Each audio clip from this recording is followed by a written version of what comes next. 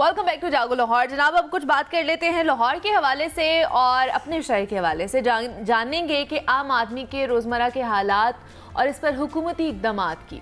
तो जनाब, रोटी और नान की कीमत के हवाले से वज़ीर आला पंजाब मरीम नवाज़ शरीफ का अहम जो फ़ैसला है वो सामने आ चुका है। अब आवाम को नान रोटी सस्ती मिलेगी।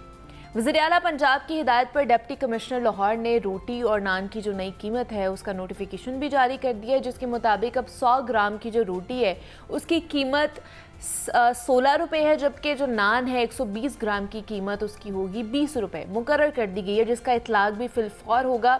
ये फ़ैसला गंदम की बेहतर फसल, रसद और कीमत में इस्तेहकाम के पेश नज़र किया गया है। लेकिन सवाल अब ये है कि लाहौर में मौजूदा हज़ारों तनूर इस हवाले से क्या इक़दामात करेंगे। वज़ीर आला ने तो फ़ैसला कर लिया है, लेकिन अमल दरामद कौन करवाएगा, कब होगा और कैसे होगा, इन तमाम तर सवालात के जवाब हमने लेने हैं। हमारे साथ इन स्टूडियोज़ में इमरान अकबर मौजूद हैं। नहीं जी जनाब, मैं बोलूँगी हाजी इमरान अकबर साहब मौजूद हैं, जो कि अभी उम्रा करके आए हैं माशाल्लाह माशाल्लाह। इससे पहले भी जिस तरह हमारे गेस्ट मौजूद थे इमरान साहब, उन्होंने भी उम्रा किया था, आप भी आए हैं तो आप भी उम्रा करके आए हैं माशाल्लाह। तो कैसे हैं आप? अल्हम्दुलिल्लाह जी, शुक्र अल्लाह। कैसा रहा आपका उम्रा? जी फर्स्ट क्लास एवन, अल्लाह ताला का शुक्र है। अल्लाह ताला का शुक्र है। एक तो अल्लाह के घर से होके हैं और ऊपर से रमज़ान के आखिरी अशरे में होके आए माशाल्लाह, उसकी तो अपनी ही बात होती है। तो अब थोड़ा सा अपने हालात के बारे में, बल्कि अपने लोगों के हालात के बारे में इमरान बात कर लेते हैं कि ईद गुजर गई, रमज़ान गुजर गया। रमज़ान में हमने देखा कि राशन पैकेज भी लोगों तक पहुँचाए गए, डोर टू डोर की बात हुई, उसमें भी काफ़ी लोगों ने फ़ीडबैक दिया, क्वालिटी अच्छी नहीं थी, काफ़ी चीज़ें ऐसी नहीं थी। लेकिन अभी अगर मौजूदा हालात की बात की जाए तो नान रोटी का मसला था, जिसकी कीमतें मुकर्रर कर दी गई हैं। अब 16 रुपये की ही रोटी मिलेगी और 20 रुपये का नान मिलेगा। अमल दरामद कौन कराएगा? वज़ीर आला ने फैसला तो कर लिया है, फैसले तो ऐसे बहुत सारे पहले भी किए गए थे। आता है मसला सबसे पहले अमल दरामद पर, कैसे होगा अमल दरामद, पॉसिबल है? देखिए मुनीबा, बहुत शुक्रिया आपका। चूँकि मैं सऊदीया से आया हूँ, हाँ। और तमाम चीज़ें ये मैं समझा था शायद थोड़ी सी चेंज हो हो गई होंगी, कुछ नहीं हुआ। हमारी दुआओं में कोई बरकत वगैरह होगी, हाँ। और वापस जाएंगे, हाँ। तो सूरत हाल चेंज होगी, मगर सूरत हाल चूँकि जू की तू ही है। और मतलब जैसे छोड़ के गए थे वैसा ही पाया। कंपैरिजन तो मैं कर ही नहीं सकता उनके साथ कि मैं कहूँ कि वहाँ पे भी थोड़ा सा मुझे ऐसा लगा। अच्छा, ऐसा नहीं लगा, वहाँ पे तो वैसे ही कुछ और, वहाँ पे तो कुछ और ही समा है। हाँ। हाँ। तो बाकी बात रह गई सुबह पंजाब की, हाँ। तो हमारी जो वज़ीर आला पंजाब हैं मरीम नवाज़, उन्होंने कल 3-4 बजे फैसला किया, ट्वीट किया सोशल मीडिया पे। तो उसके बाद एकदम से थरथली सी मच गई और इंतज़ामिया सोए पड़े जो है वो नोटिफिकेशन हर डिप्टी कमिश्नर नोटिफिकेशन मार रहा है। कमिश्नर्स की तरफ से भी तमाम अपने डीसीज़ की नोटिफिकेशन आ रहे हैं, डीसीज़ की तरफ से भी नोटिफिकेशन आ रहे हैं। सबसे पहला नोटिफिकेशन जो किया वो पिंडी के डीसी ने किया कि हमारे इधर जो रोटी है वो इतने रुपए की मिलेगी। अब मौजूदा सूरत हाल में अगर देखा जाए तो एक साइकिल जो है वो चल रहा था, और मेरा ख्याल है कि जो तनूर हैं वो आपके शहर लाहौर में 10,000 से ज़ायद हैं। ये भी मैं कुछ कम ही कह रहा हूँ, इससे भी ज़ायद होंगे। हाँ, गली मोहल्लों में हर जगह पे तनूर है, और सबसे ज़्यादा तनूर जो है वो रोटी के नहीं है, नान के हैं। ठीक है, हाँ जी। और सबसे बड़ी बात यह है कि उनको जो है वो कहीं पे भी ना लूप में नहीं लिया गया। अच्छा, तंदूर मालिकान से नहीं पूछा गया, डिस्ट्रिक्ट इंतजामिया की तरफ से लिया गया है, ना सियासी तौर पे लिया गया। अब सियासी गवर्नमेंट है तो सियासी गवर्नमेंट के तौर पर लेना चाहिए था, मगर चूँकि गरीब लोग हैं, उनका हक है, उनकी बिजली के बिल, उनके गैस के बिल, उनके तमाम लेबर के बिल, ये तमाम डालकर जो है वो ऊपर से फ़ाइन आटे की बोरी जो है वो 10,500 की है, और जो 10,500 की बोरी है तो वो 30 रुपये का नान ही बेच रहे हैं, वो 20 का कैसे बेचेंगे? और 120 ग्राम का नान है, तो वो किस तरह से वो इस नान को जो है वो नीचे लेकर आएंगे? देखिए नान की कीमत जो है वो आप देखें, इसको आपने इंश्योर करवाना है। वही तो बात है ना कि आपने फैसला तो कर लिया, अब अमल दरामद कैसे करेंगे? 25 रुपये का नान बिक रहा है वैसे सरकारी रेट पे, मगर मैं ये कहूँगा कि मार्केट में 25 से 30 के दरमियान बिक रहा है। ठीक है, हाँ, 30 से 35 भी है कहीं जी जी बिल्कुल है, बिल्कुल कुलचा उसको कहते हैं, तिलों वाला।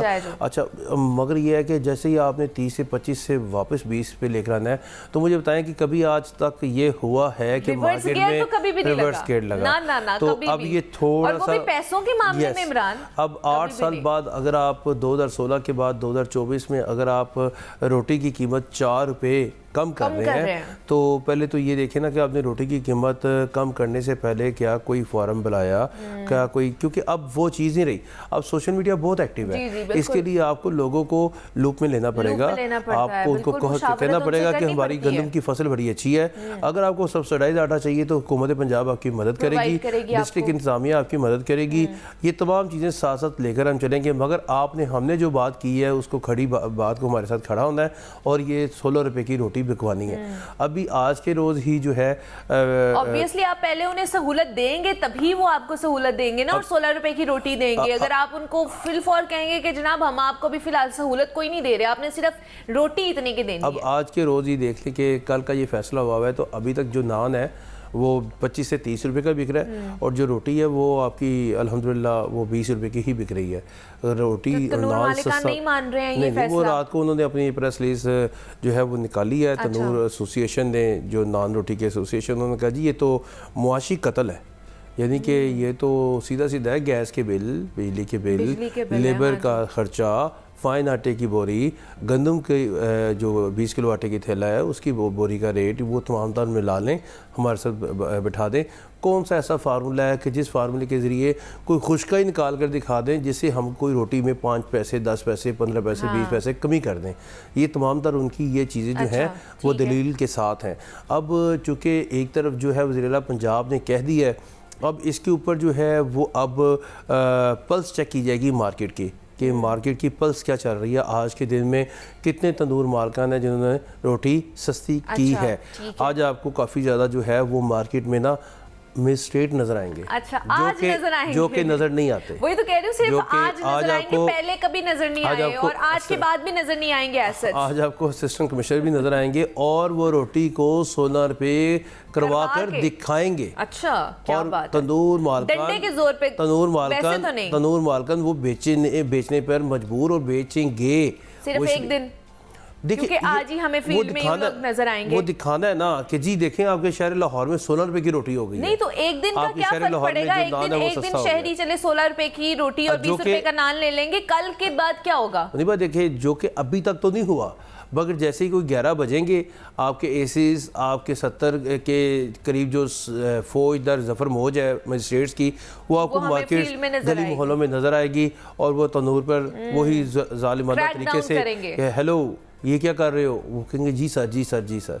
ये जो यस सर का लफ्ज़ आ जाएगा ना, अरे भाई तंदूर मालिक ने वो उसको पता है ये मेरा तंदूर बंद कर देगा, वो तंदूर बंद कर देंगे, जुर्माना कर देंगे, सील कर देगा, नहीं कर सकते, महंगाई इतनी ज़्यादा है। तो ये चीज़ जो है वज़ीर आला पंजाब को देखनी चाहिए कि अगर आपने गरीबों का सोचना है, अगर आपने जो लोग हैं मुस्तकीन हैं उनका सोचना है, अगर आपने मजदूरों का सोचना है, अगर आपने फैसला आपका बड़ा अच्छा है, इसमें नो डाउट। मैं कहता हूँ कि जो वज़ीर आला पंजाब है उनके जो वज़ीर आज़म हैं इस वक्त मियाँ मोहम्मद शहबाज शरीफ साहब, उनके चचा भी हैं, तो उन्होंने तो 2 रुपये की रोटी बिकवाई, हमें अभी तक याद है, और बिकवा के छोड़ी और रोज़ाना इसके ऊपर मीटिंग्स होती थी। महंगाई भी तो इतनी नहीं थी ना, 2 रुपये की रोटी बारे में थी तब की दौर के हिसाब से, तब उतनी के हिसाब से उतनी महंगाई थी, मगर अब महंगाई चूंकि बढ़ चुकी है, वापस नहीं हो सकती। और अब की सूरत हाल में अगर आपके 16 रुपए की रोटी बिकवानी है, इसमें कोई शक नहीं है कि आपके जो वीट प्रोग्रामर्स हैं, अगर 16 रुपए की हो जाती है, मैं अपनी तरफ से एक क्वेश्चन करना चाहूँगी कि अगर 16 रुपए की रोटी अगर तंदूर मालिकान दे देते हैं तो उनको कोई नुकसान तो नहीं होगा? मैं उस तरफ ही आ रहा हूँ। आप देखें कि संडे के रोज तो नहीं है उन लोगों के साथ, संडे के रोज आपका महकमा खुराक का ऑफिस खुला था। कल इसके ऊपर मीटिंग्स हुई हैं। अच्छा। कल वहाँ पे ये तमाम तर फार्मूलाज निकाल लिए गए हैं। अच्छा। मगर वो एक ही कमरे वाले को पता है फार्मूले का कि उनके पास आटा भी, गंदम भी ज़्यादा है, फाइन आटा भी ज़्यादा है, तमाम चीज़ें।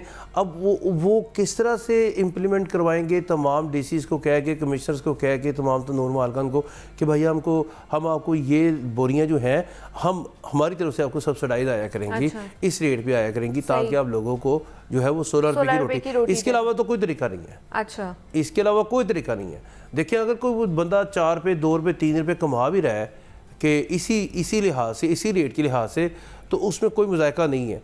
अगर आप उसको सब्सिडाइज आटा दे रहे हैं तो उसको कह रहे हैं कि बैग गेयर लगाओ और 16 रुपये पे रेट को, तो उसमें मुज़ायका है। अच्छा। कि वो डरेगा भी और लड़ेगा भी और अपनी कोई ना कोई तो बात बताएगा ना, तहफ़्फ़ुज़ात का इजहार तो करेगा ना कि जी ये तो मुआशी कत्ल हो रहा है, कि हमारा तो ये इतने पैसे लग रहे हैं, देखिए लेबर पे पैसे लगते हैं, गैस के बिल पे पैसे लगते हैं, फिर बिजली का बिल है, फिर फाइन आता है, फिर गंदम आटे की थैले की बोरी है, फिर दुकान का किराया है, फिर 100 मसाइल और भी बहुत सारे हैं। ये तमाम चीज़ें जो है वो देख कर कहेगा कि भाई मुझे बताएं कौन सा ऐसा फार्मूला है जिस फार्मूले के तहत मैं जो है रोटी 16 रुपए की। अच्छा, मैं ये समझता हूँ कि 16 रुपए की रोटी भी महंगी है। अच्छा, महंगी है। अच्छा। वो इसलिए कि अगर आपके मुल्क में गंदम जो है वो बम्पर क्रॉप होती है, अगर आपके मुल्क में जो है बम्पर क्रॉप हुई है, जी बम्पर क्रॉप है, और ये आपका सीज़न शुरू हो गया अब ना। अच्छा। आपकी जो इस वक्त फसल है उसका सिस्टम जो प्रोक्योरमेंट है वो शुरू हो गई कल से, अब शुरू हो गई है। तो जो पुरानी गंदम पड़ी हुई वो आपके पास माशाल्लाह 35 लाख मेट्रिक टन पड़ी हुई है। अच्छा। आपकी जो आपने गंदम इंपोर्ट की हुई है, जितनी आपके पास पड़ी हुई है उतनी आपने इंपोर्ट कर ली है, इस वजह से तो ये सस्ती करने जा रहे हैं। अब वो कहते हैं कि मगर करें सस्ती, मगर ये 10,500 फाइन आटे की जो बोरी है उसको सस्ता कर लें, क्योंकि आपको फिर बता रहा हूँ कि अगर 10,000 से ज़ायद तनूर हैं लाहौर शहर में तो वो रोटी के नहीं हैं, वो नान के ज़्यादा हैं। हाँ। तो नान जहाँ पे है वहाँ पे बिक रहा है, और पूरा शहर जो है वो ज़्यादातर नान खाता है, होटल्स में नान मिलते हैं, खमीरी रोटी मिलती है। हाँ। तो ये तमाम चीज़ें जो हैं इसके ऊपर अब एक फार्मूला तय होगा आज के दिन में ही, काफ़ी ज़्यादा पता चलेगा। जी मीटिंग्स होगी। आपको मैं पहले बताया कि आपको आज DCC भी नजर आएंगे, मजिस्ट्रेट्स भी नजर आएंगे। शहर लाहौर में बुनियादी तौर पर शहर लाहौर में वो 16 रुपए की रोटी बिकवा कर पूरे पंजाब में दिखाएंगे ना। अब आपका देखें ना, जिस तरह कल एक हमें नोटिफिकेशन नज़र आया, शेखुपुरा में 15 रुपए की रोटी वो कह रहे हैं बेची जाएगी। उन्होंने पहले उनकी 19 रुपए रेट था कहीं वहाँ पे, तो वो 4 रुपए कमी हुई तो 15 की हो गई। अब चूंकि ऑर्डर जो है वो 16 रुपए का है, तो वो 15 रुपए की कैसे हो गई? वो तो 3 रुपए कम होने चाहिए थे, क्योंकि पूरे पंजाब में एक ही रेट है ना, वज़ीर-ए-आला पंजाब तो पूरे पंजाब की एक ही है, तो वहाँ पे तो 16 रुपए की रोटी होनी चाहिए थी। मगर मकसद ये कहने का है कि बस जब एक ऊपर से हुक्मनामा आ गया है तो हर बंदा कहता है बस निकालें, अपनी जान छुड़ाएं, नीचे मीटिंग बाद में होती रहेंगी। अब आज के दिन जो है एसोसिएशन से भी मीटिंग्स होंगी, अगर जो है वो आपके इक़्तिदार में जो इस वक्त अफसरान है वो करें, उनके साथ बैठें एसोसिएशन के साथ, तो अगर वो बैठते हैं वो उनके साथ फार्मूला, क्योंकि वो बड़े जो एसोसिएशन वाले होते हैं ना वो बड़े लिख पढ़ के साथ आते हैं कि जी हमारी रोटी खुश्का इतना है, इतना ज़ाया होता है, ये पानी लगता है इसमें, इतने ग्राम की, वो पूरा एक फार्मूला होता है। तो वो उसके तहत वो बताएंगे कि जी हमारे इतने पैसे लगते हैं इस पे, तो हमें कोई नहीं, महकमा खुराक ने भी जो प्लान बनाया वो भी आप उनको बता सकते हैं कि हमने भी ये सारी चीजें की हैं, तरतीब दी हैं। ये इसी वजह से तो रोटी सस्ती हो रही है कि आपके पास वाफर गंदम पड़ी है, आप हमारे पास गंदम है, आप सब्सिडाइज हमसे लें और सारी चीजें करें, आप उनके तहफ्फुज़ात है वो दूर करें। मैं तो कहूँगा कि बड़ा अच्छा फैसला है कि 8 साल बाद रोटी जो है वो मेरा ख्याल है करने की तरफ हम आए हैं, करने की तरफ आ रहे हैं।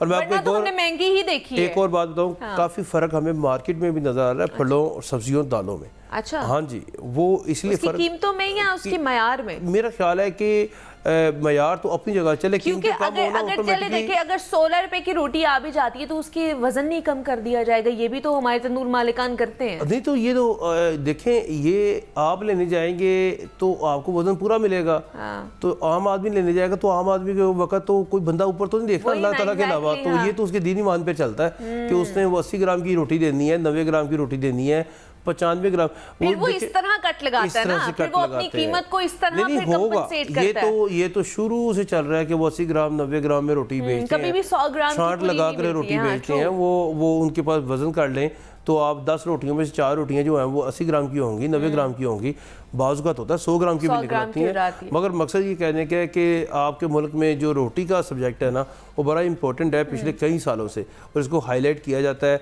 बजाय इसके कि हम रोटी फ्री कर दें, हम रोटी फ्री कर दें, सब्सिडाइज जो है इस मुल्क में दिए हैं, क्योंकि हमारी गंदम जो है बम्पर क्रॉप होती है, खुद हम अपने मुंह से करते हैं, तो ये तो बड़ी बात नहीं है। मगर इसी के ऊपर ही जो है हम अपना तमाम सिस्टम जो है वो इंगेज करते हैं, तमाम सिस्टम को इसी की तरफ ले आते हैं, और इसी के ऊपर फिर आपको पता है ताने बाने राइट लेफ्ट से आते हैं, सियासत होती है, और बहुत सारे मामला जो हैं वो सामने आना शुरू हो जाते हैं। आप मुझे बताएं कि 2 रुपये की रोटी जब 2007-8 में बिकवाई गई तो उसका कितना बड़ा वो बाद में आया था, स्कैंडल आया था। उसके बाद वो जो तंदूर लगाए गए थे सरकारी तौर पर और अलग अलग से लगाए गए थे, उसके ऊपर आपको पता है इसके ऊपर एक कंपनी बना दी गई थी। अच्छा। हाँ जी, वो पूरा एक सिस्टम बनाया गया था, मगर उसके बाद वो भी जो है उसका स्कैंडल सामने आ गया कि इतने करोड़ों रुपए जो है इस मद में खा लिए गए हैं। अच्छा, उसमें भी करप्शन कर खा लिए, करप्शन हो जाती है ना, फिर जारी बात है वो बात रोटी की तरह वो भी खा लिए। अगर कोई तंदूर वाला जो है वो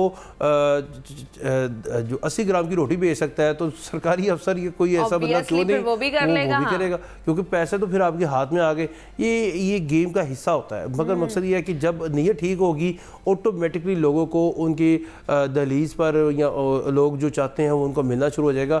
रोटी जो है मार्केट में आप वैसे वो भी फलों की, सब्जियों की और दालों की बात कर रहे थे, तो वो क्या बेहतर है, कीमतें बेहतर हुई हैं? देखिए मैं ये समझता हूँ कि हमें जो इतलात मिल रही है ना वो ये है कि अब आपकी ना दाल फल जो है उनकी कीमतें जो है वो नीचे आना शुरू होंगी। अच्छा। वो वजह क्या है कि जो एक इन्फ्लेशन रेट था ना वो 2023 में बढ़ा है। जी बिल्कुल ऐसे ही है। अब ये 30 साल की सिस्टम है कि 30 साल बाद आपका एक सिस्टम दोबारा से बढ़ता है, स्पाइक अप करता तो है। हाँ, वो अब मेंटेन की तरफ आ रहे हैं। अच्छा। कि अब जो एक हलचल, जो एक वावेला मचना था ना वो मच चुका है। ठीक अब है। आप उसमें आगे हैं कि एक सेब है तो वो 80 रुपए किलो है, इसको अब पकड़ना कैसे। पहले तो पता नहीं चल रहा था कि सेब जो है उसकी कीमत कभी 150 होती थी, कभी 200, कभी 300, कभी 400।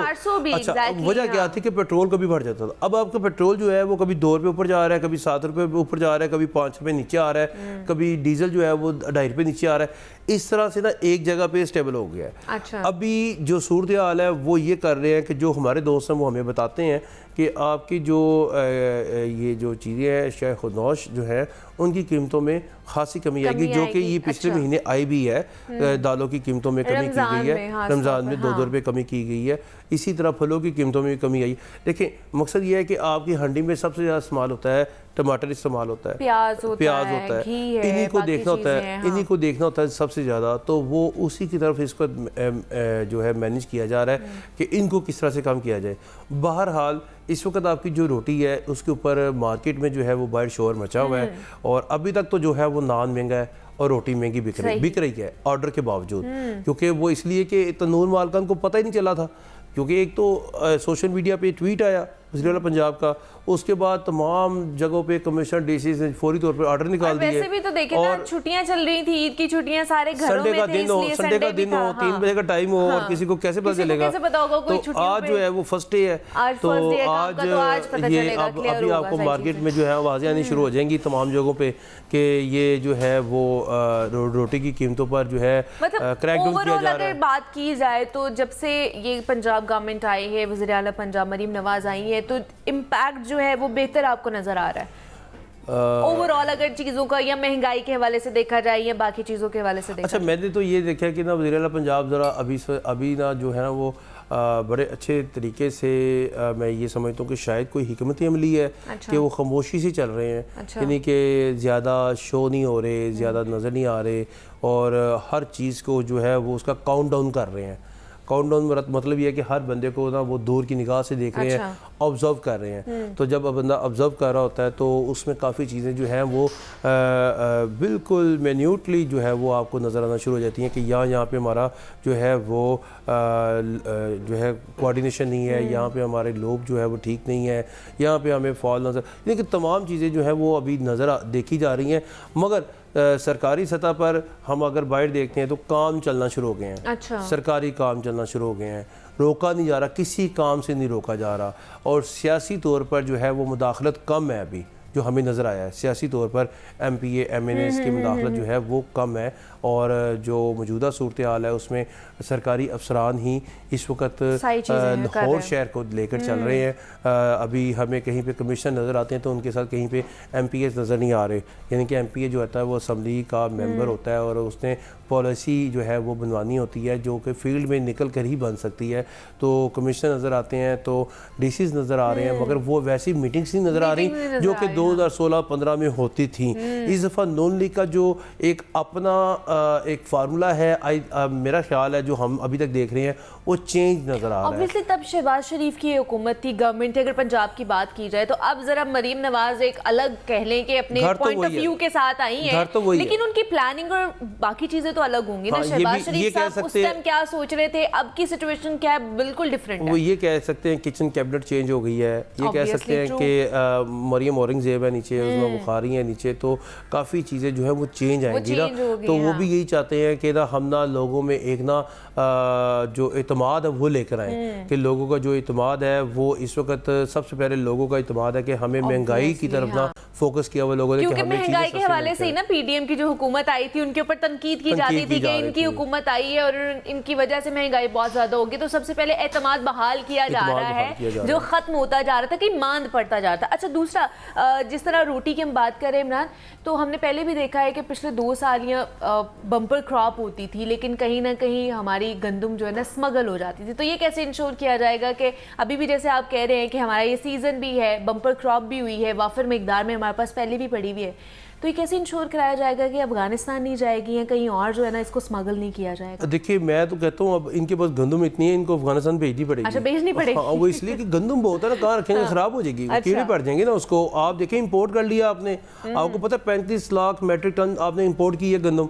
और वो बस आप समझ लें कि ये भी एक गलत पॉलिसी की तहत ही हो गई है। अच्छा। कि आपके पास सीजन आपका ऑन हो रहा है और आपने सीजन के ऑन होने से पहले ही 31 मार्च तक इजाज़त दे रखी हुई है कि आप इंपोर्ट कर लें। आपने इंपोर्ट कर ली, अब आपने इतनी गंदम इंपोर्ट कर ली है, कौन सा बंदा जो है किसान से बाई करेगा?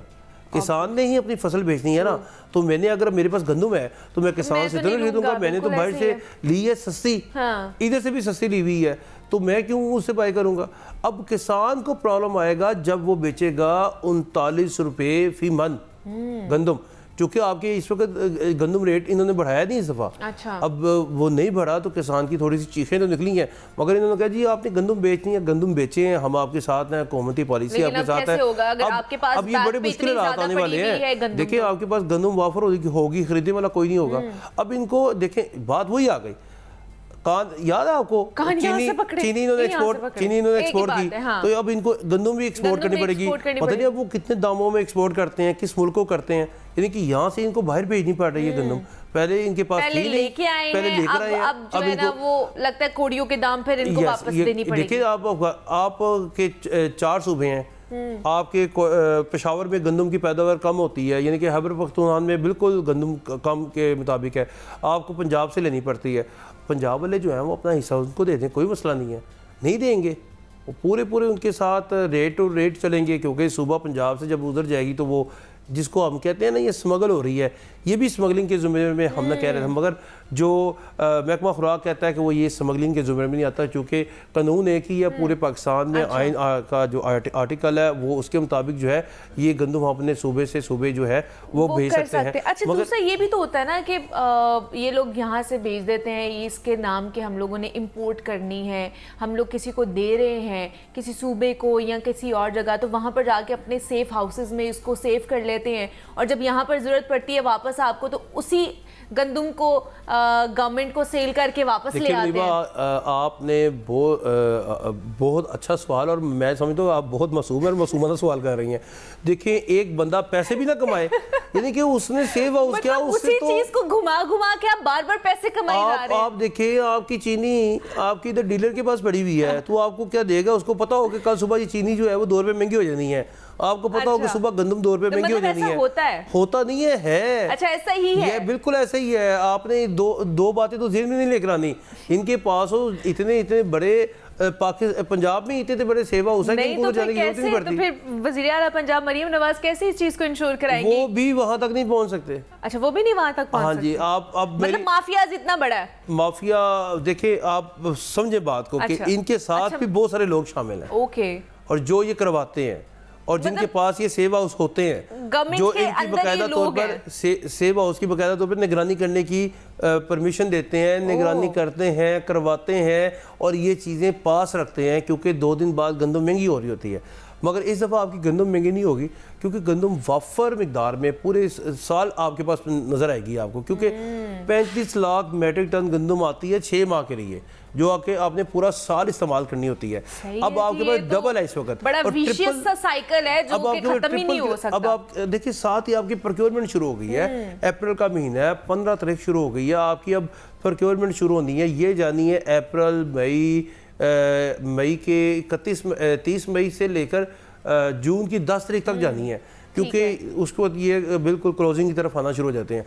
अब ये 2 माह जो है ये सर्कल चल रहा है, और 2 माह में अब ये इस तरह से होना है कि किसानों की चीखें निकलनी है कि जी हमारे से गंदम खरीदी नहीं जा रही। वजह ये होनी है कि इंपोर्टर कहेगा या बायर कहेगा कि भाई मैं क्यों खरीदूं, मेरे पास तो पड़ी हुई है, पास तो ऑलरेडी तो वो फिर इनको सरकार को सस्ते दामों खरीदनी पड़ेगी।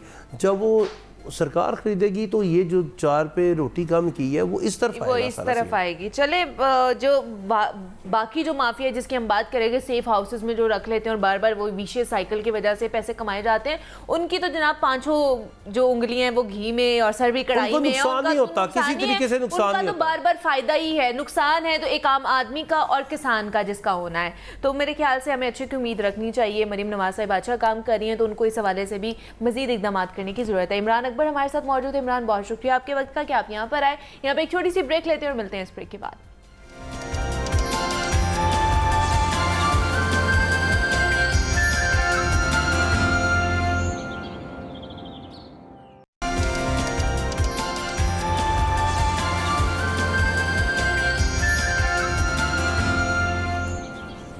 वेलकम बैक टू जागो लाहौर। जनाब, ईद के फ़ौरन बाद ही ना शादी सीज़न स्टार्ट हो जाता है। वैसे तो सजना संवरना हर दौर में हर लड़की के लिए एक ख़ासी अहमियत का हामिल रहा है, लेकिन ख़ास तौर पर जब उसकी अपनी शादी होने वाली होती है और वो वाली जो सिलसिला शुरू होता है हसीन नज़र आना, उसकी अव्वलीन तरजीह होती है। और इसके सामने कोई कुछ भी कहता रहे या प्लान बनाता रहे या उसको बताता रहे, उसे हर वक्त ये बात इम्पॉर्टेंट लगती है कि अपने उस बिग डे पर जो सबकी तवज्जो है ना, उसका मरकज़ कैसे बनना है उसने। यानी ज़िंदगी के नए सफ़र की तैयारी बड़ी धूमधाम से की जाती है।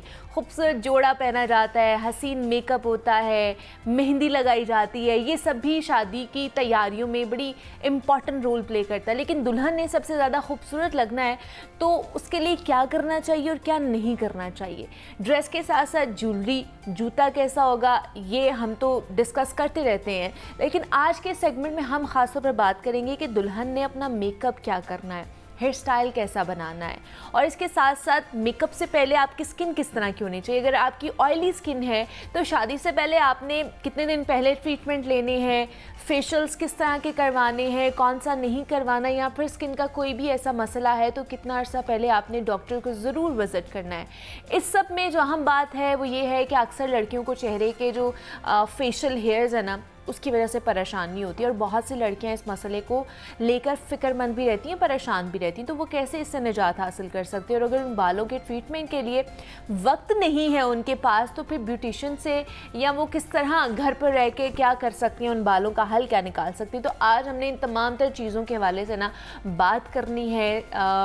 सेमी परमानेंट मेकअप भी आजकल चल रहा है, हम उसके बारे में भी बात कर लेंगे। तो आज बहुत सारी चीज़ें जो हमने डिस्कस करनी है, उसके लिए हमारे पास 2 प्रोफेशनल बंदे मौजूद हैं। मतलब बंदे नहीं है, मतलब अपने वो फील्ड के बंदे हैं, उनको ही कह सकते हैं। तो 2 बड़ी खूबसूरत ख़वातीन हमारे साथ मौजूद हैं जिनसे हम बात करेंगे। एक तो ईद के बारे में बात करेंगे। ईद पर भी उन्होंने हमें ज्वाइन किया था, ईद की हमारी खुशियाँ उन्होंने दोबारा की थी, तो हमने दोबारा उन्हें बुला लिया कि हमें वो अब ईद के बाद दोबारा से आके टिप्स दे के जाएँ कि हमने क्या करना है। तो हमारे साथ डॉक्टर महानूर चौधरी मौजूद हैं जो कि डर्माटोलॉजिस्ट हैं। डॉक्टर महानूर, आपको वेलकम कहते हैं। कैसी हैं आप? मैं बिल्कुल ठीक हूँ निभा, आप कैसे? मैं भी बिल्कुल ठीक ठाक। और उसके साथ हमें किरण अंजुम ने भी ज्वाइन किया है जो कि ब्यूटिशियन है। किरण, आपको भी वेलकम कहती हूँ। कैसी हैं आप? थैंक यू, मैं बेहतरीन अल्हम्दुलिल्लाह। कैसी ईद गुजरी आप लोगों की? हमारे साथ तो बड़ी अच्छी गुजरी, लेकिन वैसे कैसे गुजरी आप लोगों की? मनीबा आपके साथ गुजरी, फिर 2-3 और चैनल वाले वो भी फैमिली हैं आप लोगों की तरह, उनके साथ गुजरी।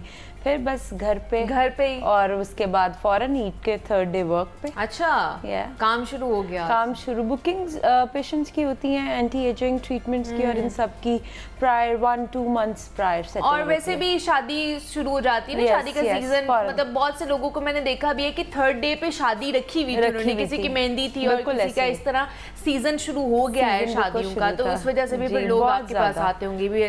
तो आपकी कैसे किरण ईद गुजरी? हमारे साथ तो अच्छी गुजरी, लेकिन बाकी के दिन कैसे गुजारे आपने? हमारा तो शाम में थी अपॉइंटमेंट्स, हमारे कुछ क्लाइंट्स थे जिन्होंने शाम पे जिस तरह ईद मिलन पार्टीज पे कुछ मंगनियों का इवेंट रखा हुआ था, कोई गेट टुगेदर थे, तो हेयर स्टाइल्स मेकअप चलते रहे साथ साथ। ईद की 2nd डे जो है उस दिन भी शाम को बुकिंग्स थी मेकअप्स की और हेयर स्टाइल्स की। मतलब शादी का सीजन जो है लोगों ने वेट ही नहीं किया कि ईद के 3 दिन गुजरे, उन्होंने साथ साथ ईद भी मनाई और शादियों के मतलब किसी की एंगेजमेंट हो रही है, किसी की बात पक्की हो रही है, किसी का निकाह हो रहा है, किसी की शादी हो रही है, बिल्कुल इसी तरह हो रहा था। तो बड़ा हैपनिंग सी ये सिचुएशन सारी रहती है, बड़े मजे की रहती है। तो फिर स्किन केयर से ही पहले शुरू कर लेते हैं, क्योंकि जो मेकअप है ना वो बाद में आता है, पहले होता है कि आपकी स्किन किस तरह की होनी चाहिए। तो शादी से पहले जिस मैंने बात की है कि स्किन आपकी बड़ी अच्छी होनी चाहिए, ग्लोई स्किन होती है, तभी आपका जो मेकअप किया होता है वो ज्यादा अच्छा लगता है। तो किस तरह की स्किन हम लोग शादी से पहले अचीव कर सकते हैं? दूसरा फेशियल हेयर्स, ठीक है, जो ये है बहुत प्रॉब्लमेटिक चीज होती है एक लड़की के लिए, तो उसका क्या हल है? अच्छा, एक तो ये कि नाज़रीन कॉपी पेंसिल पकड़ ले, कॉम्प्रिहेंसिव ब्राइड गाइड के लिए। That was the only thing I was thinking about right now. Comprehensive bride guide, सबसे पहले ग्लो, चाहे फुल बॉडी है, चाहे फेस है, चाहे स्पेसिफिक पार्ट्स है।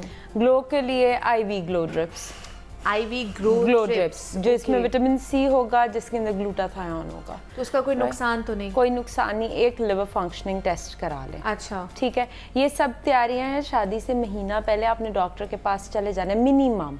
वैसे तो आपको 3 मंथ्स पहले विजिट करना चाहिए, जब आप लहंगा अपॉइंटमेंट पे डिजाइनर पे जाते हैं, साथ ही डॉक्टर पे भी चले जाएं, राइट। वरना अगर 1 मंथ पहले, अक्सर लोग 1 महीना पहले शुरू कर लेते हैं, कोई मसला नहीं है। आप IV ग्लो ड्रिप्स की तरफ जाएं, ठीक है, वो पर सेशन आपको ग्लो देती है, वो वाइटनिंग नहीं कॉज करती। ये मिथ है, राइट। कोई वाइटनिंग, कोई snow white drip, Cinderella drip के नाम से भी ड्रिप्स आती हैं, वो बनाती नहीं है आपको, वो सिर्फ एनिमेटेड कलर्स होते हैं। उसके अलावा आपके पास आ जाता है सर्टन पार्ट्स की वाइटनिंग, राइट। सर्टन पार्ट्स की वाइटनिंग के लिए या फिर नेक वगैरह हाइपर पिगमेंटेशन आती है, जहाँ जहाँ स्पेसिफिक हाइपर पिगमेंटेशन आप केमिकल पील करा सकते हैं। 4 हफ्ते पहले आप इन्वेजिव प्रोसीजर्स नहीं करा सकते, उसका नील ही नहीं जाता, उसका डाउन टाइम ही नहीं जाता।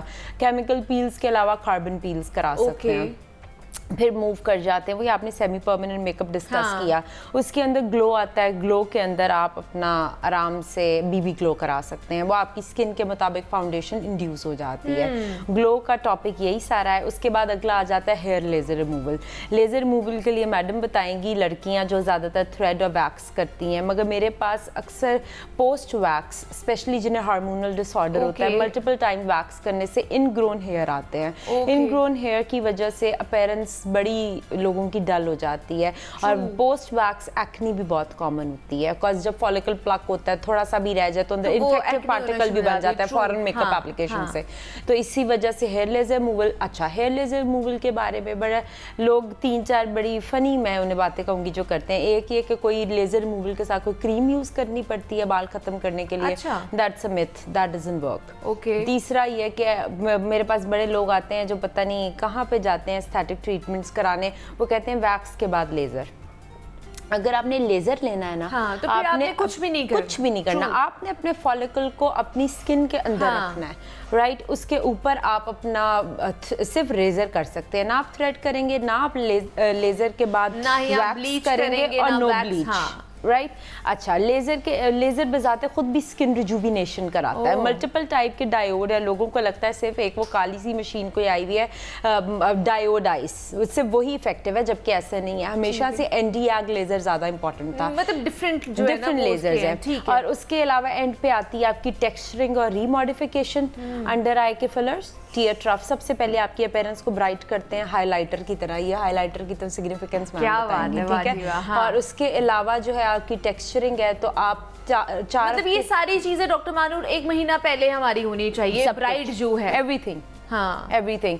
टेक्सचरिंग आप कराएं, टेक्सचरिंग के लिए आप जाके माइक्रो नीडलिंग नहीं करा सकते। और ये इनका कोई साइड इफेक्ट भी है या नहीं है? ये जितनी भी तमाम तो चीजें आप हमें बता रही हैं, आप किसी रुकी के पास नहीं, आप अच्छे डॉक्टर के पास हैं, you are in safe hands, कोई इशू नहीं है, कोई इशू नहीं होगा, बिल्कुल इशू नहीं। चलें, दैट्स गुड। तो इसीलिए हमने ये तमाम तो चीजें आपको बताई हैं कि इसको कोई साइड इफेक्ट नहीं है। और अगर आपके 1 महीना बाद शादी है या अगर चले हफ्ते बाद भी शादी है तो थोड़ा बहुत तो करा ही सकते हैं ना। हफ्ते पहले आप हाइड्रा फेशियल, कार्बन फेशियल, इस तरह की चीजें जो है वो आप ले सकते हैं, ताकि थोड़ा बहुत यहाँ आप सेमी जो परमानेंट मेकअप है वो थोड़ा बहुत करा सकते हैं, जो आफ्टर मैरिज या आफ्टर आपकी शादी वेडिंग के बाद आपको थोड़ा बहुत चाहिए होता है, तो वो अभी आप करा सकते हैं, तो उसका आपके पास मार्जिन है। तो किरण, आप मुझे बताइए कि शादी के लिए, क्योंकि अब शादी सीजन है, तो क्या हेयर स्टाइल्स और क्या मेकअप चल रहा है, किस तरह की चीजें चल रही हैं?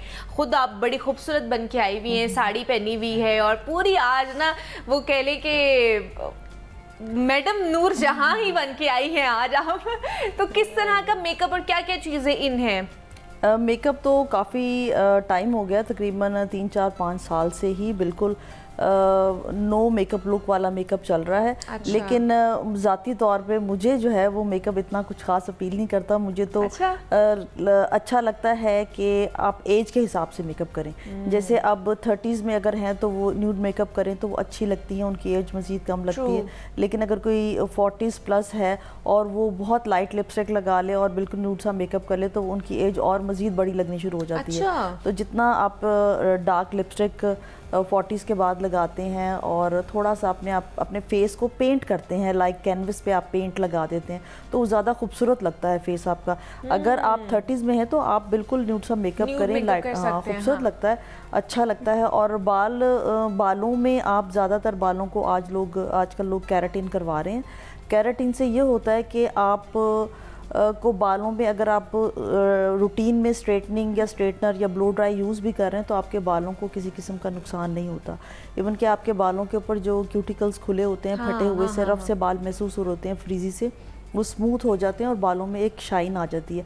आर्टिफिशियल शाइन होती है केराटिन में, जो हम उसको पेनिट्रेट करके बालों में अच्छे तरीके से बालों को सेट कर देते हैं। फिर आप बाल जिस तरह मर्जी अपने बालों को सुबह उठें, मुंह धोएं, फ्रेश रहें। इसी तरह अगर किसी ने आई लैशेस लगवाई हुई हो या कुछ, जिस तरह ये बता रही हैं कि मेकअप हो जाता है, इस तरह का अगर कुछ किसी ने कॉम्बिनेशन बनाया हुआ हो, स्पेशली न्यूली मैरिड बच्चियों ने, तो उनके लिए बड़ा अच्छा, जो फर्स्ट ईयर पूरा 1 साल होता है वो, उसमें एक तो टाइम नहीं होता, एडजस्टमेंट का टाइम उनको चाहिए होता है, और बार बार होता नहीं है कि बार बार डेली वो सैलून्स पे जाएं। तो इस तरह के कुछ अपने परमानेंट। तो शादी से पहले कितनी देर पहले ये केराटिन का जो ट्रीटमेंट है वो लेना चाहिए? तकरीबन 20 डेज पहले करवाएं। 20 डेज पहले, 20 डेज पहले, हाँ, 20 डेज पहले करवाएं।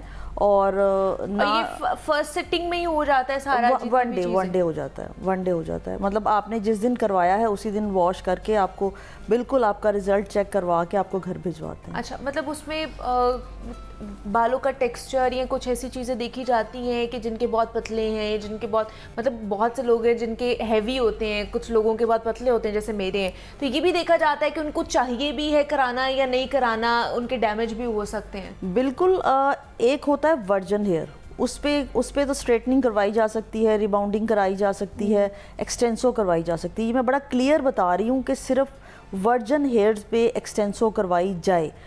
जिस बालों के ऊपर स्ट्रीक्स हुए हुए हैं या केमिकल ट्रीटेड हेयर हैं, गलती से भी उन बालों पे अगर आपको कोई कह भी रहा है या आप खुद भी चाह रही हैं ना कि हमें डेड स्ट्रेट लुक चाहिए, तो प्लीज़ खुदा का वास्ते अपने बालों पे रहम करें। बाल ख़त्म हो जाएंगे, बालों पे कुछ नहीं बचेगा। बिल्कुल ऐसी हरकत ना करें। ऐसे आजकल आई हुई हैं, केराटिन ब्राज़ीलियन है, बड़े अच्छे अच्छे ब्रांड्स की हैं जो कि केमिकल ट्रीटेड हेयर को प्रोटीन के साथ केराटिन करते हैं, आपके बालों को रिपेयर करते हैं, बालों को हेल्दी करते हैं। आपने इस तरफ नहीं जाना कि मेरे बाल डेड स्ट्रेट लुक नजर आए, इस तरफ नहीं जाना। आपने इस तरफ जाना है कि मेरे बालों में हेल्दी हो, हेल्थ हो, वॉल्यूम हो, शाइन हो बालों का। और केराटिन ही करवाएं जिन बालों पे कभी भी पिछले 2, 3, 4 साल पे स्ट्रीक्स हुआ है या किसी किस्म का कोई भी केमिकल लाइट टोन में यूज हुआ है। प्लीज गलती से भी एक्सटेंसो रिबाउंडिंग स्ट्रेटनिंग वो ना नहीं करवाएं, करवाएं। मतलब ये गलती नहीं करनी है। सबसे बड़ी गलती मेरे ख्याल से यही लड़कियां करती हैं और उसके बाद फिर उनके बाल जो है वो डैमेज हो जाते हैं। एक जी चीज़ है कैराटॉक्स, कोई वो भी है।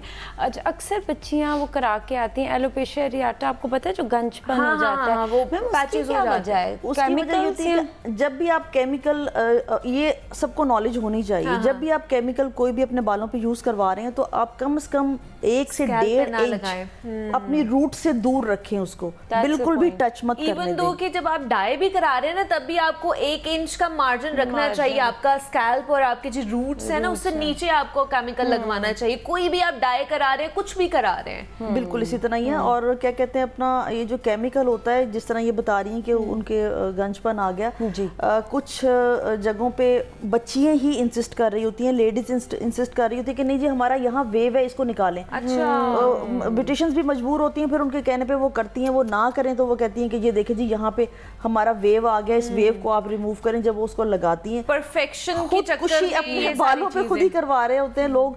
मतलब जबरदस्ती, आपको जब नॉलेज नहीं है, आप सेफ साइड पे रह के आप डॉक्टर के पास जा रहे हैं या आप ब्यूटिशियन के पास जा रहे हैं तो उनको करने दें उनको उनका करने काम। दें, उनको उन पे ज्यादा trust अच्छे होगा। तरीके से पता है कि पता है उनका कि क्या काम करना है, क्योंकि उन्हें पता है उन्होंने क्या करना है और आपके लिए क्या बेहतर है वो वही आपके लिए करेंगे, वही गाइड बिल्कुल ऐसे ही करेंगे।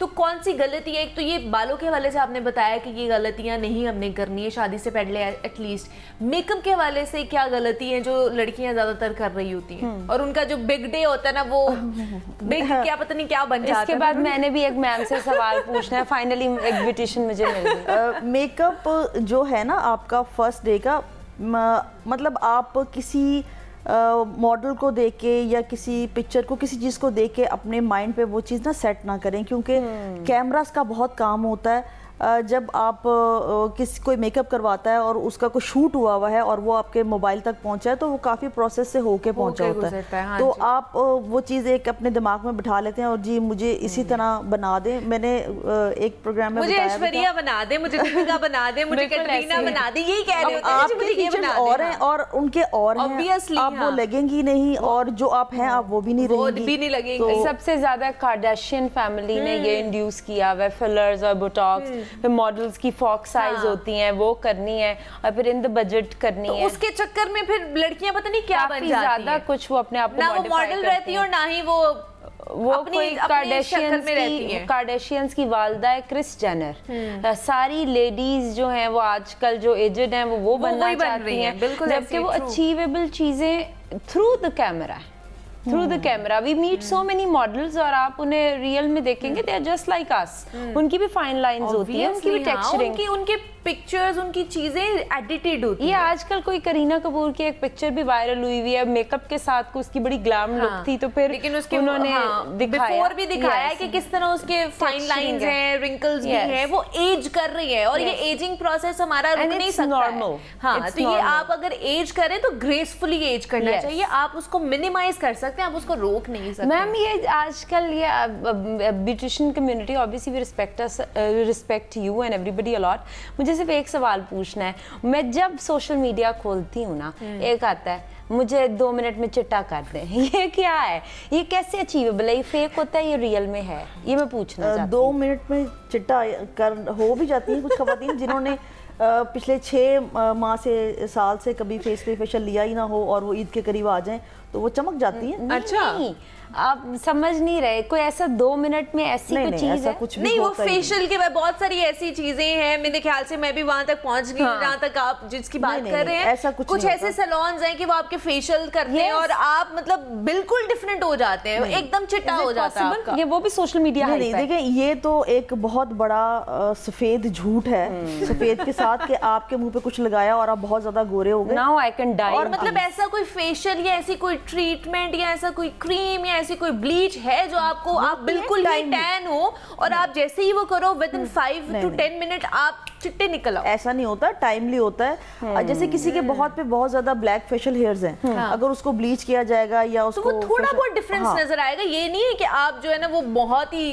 वो हो जाओ। चेंज नहीं आता। IV ग्लूटाथियोन के 25 सेशन के बाद जैसे होते हैं उतने ब्लीच में नहीं हो सकते, है ना। तो ये सारा जो है ना, ये जितना भी सोशल मीडिया पे हमें नजर आ रहा होता है, ये सिर्फ और सिर्फ आंखों का धोखा है, इसमें कोई भी सच्चाई हकीकत नहीं है। अच्छा, हम डार्क सर्कल्स की बात कर रहे थे, किस तरह डार्क सर्कल्स का हल क्या है डॉक्टर मानूर? खवातीन जो है, खासतौर पर लड़कियां हैं, एक तो शादी से पहले तैयारियां कर रही होती हैं, उससे पहले जॉब वगैरह, स्टडी और इस चीज़ों में भी तो बहुत ज़्यादा डार्क सर्कल्स हो जाते हैं, तो उसका क्या करना चाहिए हमें? अच्छा, एक तो ये कि अगर टाइम की बात है ना, इफ़ यू आर कमिंग, अगर आप 3 महीने पहले आ रहे हैं फिर तो आप PRP और मेसोथेरेपी के साथ चल सकते हैं। और अगर आप 1 मंथ बिफोर आ रहे हैं तो फिर तो ऑब्वियसली यहाँ आपके पास पॉलीन्यूक्लियोटाइड का सोल्यूशन है, हफ्ते के बाद 3 सेशन लें और हमेशा के लिए अंडर आई ठीक हो जाए। अगर वो आपके यस और वो नेचुरल कोलेजन इंडक्शन करता है। और अगर आपको लगता है वो आपके लिए ओवर द बजट है और आपने सिर्फ अपना फंक्शन निकालना है, तो आप टीयर ट्रॉफी अंडर आई फिलर्स करा लें, उससे आपकी हॉलोनेस और फिटिंग ठीक हो जाएगी, मगर आपके डार्क सर्कल्स, जो स्किन की पिगमेंटेशन है, वो नहीं ठीक हो सकती। तो वो कैसे ठीक होगी? जो स्किन की पिगमेंटेशन होती है, स्किन की पिगमेंटेशन मेसोथेरेपी से या पोलोन्यूक्लियोटाइड से या फ्रैक्शनल लेजर से। और ये सारी चीजों के सेशंस हैं, ये आप सिर्फ कुछ दिन पहले सेशन में नहीं हो सकता है। अच्छा, और जिनकी शादी हो गई हुई है वो करा सकते हैं? वो सारा कुछ करा सकते हैं, वो करा सकते हैं क्योंकि उनका बजट उनके हस्बैंड ने पे बाय द वे, एक मनीबा, आपने बहुत शौक हो जाना, मैं ऑफ एयर आप लोगों को कभी भी नहीं बताती, मेरी भी 1 महीने में शादी है। अच्छा, माशाल्लाह माशाल्लाह। चले, मुझे आपने तो फिर स्टार्ट कर दी होंगी तैयारियां शादी की? नहीं, कुछ भी नहीं। अच्छा, मुझे 1 हफ्ता पहले वाले हैक्स पता है, मैं बस वो कर लूंगी। ऑब्वियसली आप डॉक्टर हैं, सारी चीजें आपके हाथ में है, तो आपको पता है कि आपने कैसे ग्लो करना है। दूसरा, मैं ये समझती हूँ कि कुछ चीजें होती हैं जो रहती हैं। नहीं, वैसे भी आपसे भी मेरे ख्याल से डॉक्टर मानूर आके जो क्लाइंट्स होंगे वो क्वेश्चन तो करते होंगे कि जो हमारे साथ आप ट्रीटमेंट करती हैं, हमें ही लेती हैं, वो आप खुद भी लेती हैं कि नहीं लेती हैं? हमेशा यही मुझे पूछा जाता है, कभी कभी तो मुझे झूठ बोलना पड़ जाता है कि हाँ जी मैं लेती हूँ, जबकि मैंने आज तक शायद कभी मेडिकेटेड हाइड्रोफेशियल तक नहीं लिया होगा। मेरा फर्स्ट टाइम होगा। I never have the time. अच्छा, I never have the time। और दूसरा, I don't look into my self grooming, naturally बस ठीक ही चल रहा है सारा कुछ। मैंने कभी जिंदगी में मैं ना सैलून नहीं गई, कभी भी नहीं। हेयर कटिंग भी बहुत अरसा पहले तक कराते रहे हैं, और उसके बाद एस्थेटिक ट्रीटमेंट्स, मैं कुछ ट्रीटमेंट्स बहुत पसंद करती हूँ जो मैंने अपनी एज के लिए प्लान किए हुए। क्या बात है, चले ये भी अच्छी बात है। अच्छा, हम फेशियल हेयर्स की बात करें थे किरण, तो उसके लिए क्या करना चाहिए हमें? लेजर के तो डॉक्टर मानू ने बता दिए, जो वैक्स और थ्रेडिंग के लिए आती हैं वो क्या सही है उनके लिए? जो इसका परमानेंट सोल्यूशन है ना, वो तो लेज़र ही है। लेकिन आप जैसे एज आपकी बढ़ती रहती है ना, तो आपकी जो हार्मोनल चेंजेस होते हैं उसके साथ साथ वैसे ही आपकी बॉडी के जो हेयर्स के फॉलिकल्स हैं वो वीक हो जाते हैं और आहिस्ता आहिस्ता ख़त्म हो जाते हैं। लेकिन ये बहुत लंबा प्रोसीजर है, बहुत टाइमली। जैसे अब यंग एज में लड़कियां होती हैं तो उनके फेस पे फिर ब्लैक कलर का एक पिगमेंटेशन सी नुमाया होनी शुरू हो जाती है, उसके लिए फिर कोई हल नहीं है।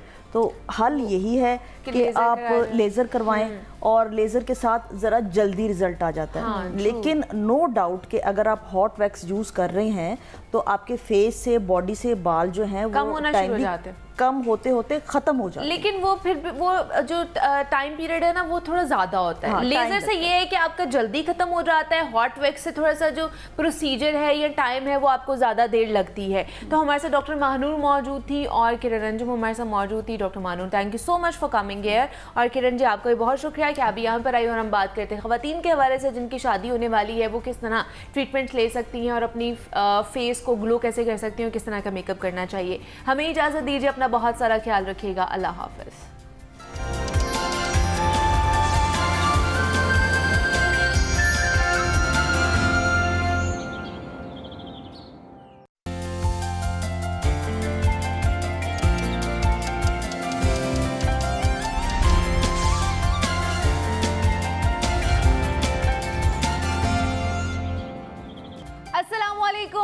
वेरी गुड मॉर्निंग चिरागो लाहौर में आप सबको खुश आमदीद कहते हैं। और जनाब हंसती मुस्कुराती खूबसूरत सी सुबह के साथ मैं हूँ आपकी होस्ट मुनीबा, सिर्फ इस उम्मीद और इस दुआ के साथ कि आप लोग इस वक्त जहाँ कहीं भी होंगे खैरियत से होंगे और आप सब ने अपनी छुट्टियाँ अच्छे तरीके से और खूब मनाई होंगी।